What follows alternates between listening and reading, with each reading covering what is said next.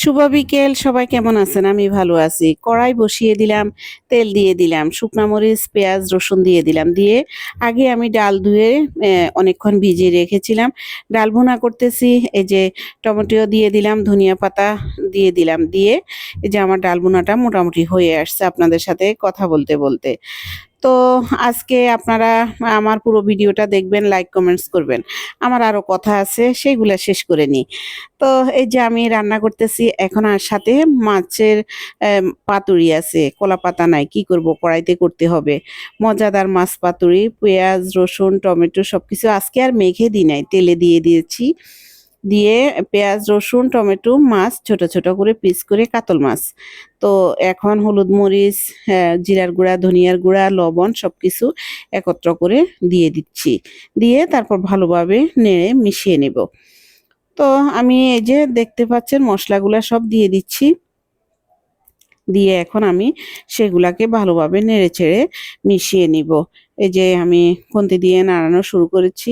আপনারা এভাবে কলাপাতা থাকলে কলাপাতাতে দিয়ে খাবেন। সবকিছু একাত্রে মিক্সড করে মেখে, হাতে মেখে কলাপাতাতে যখন মাছ পাতুরি, বড় মাছের পেটিগুলা পাতুরি করা হয়, এত মজা হয়, অনেক ইয়াম্মি হয়।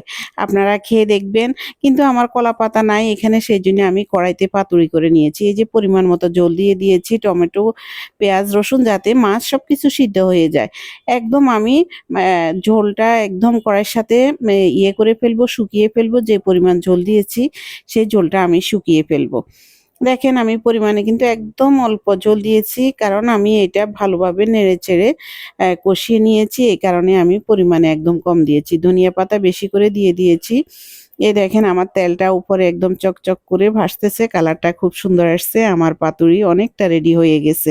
এই দেখেন কড়াইয়ের সাথে একদম আমি শুকিয়ে ফেলেছি। এত মজা হয়েছে, আপনাদের সাথে যখন শেয়ার করতেছি আমার খাওয়া অলরেডি শেষ হয়ে গেছে। তো সেটাই আমি এখন আপনাদের সাথে শেয়ার করতেছি, পাতুরি ডাল বোনা। আর আমি ভিডিওটা লং করার জন্য আমার আগের একটু ভিডিও ছিল, সেটা সাথে অ্যাড করে দিয়েছি।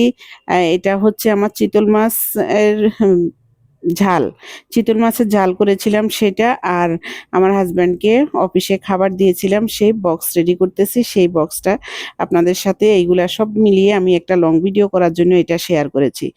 আপনারা আমার পুরো পুরো ভিডিওটা দেখবেন। আজকে অনেকটা মেয়ের সাথে বাইরে গিয়েছি, মেয়ের কলেজে, সব মিলায় আমার সব এলোমেলো হয়ে গেছে।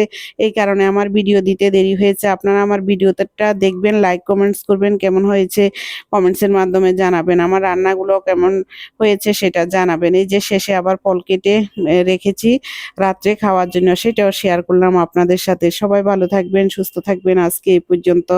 টাটা। আমার পুরো ভিডিওটা দেখবেন। সবাই ভালো থাকবেন। টাটা।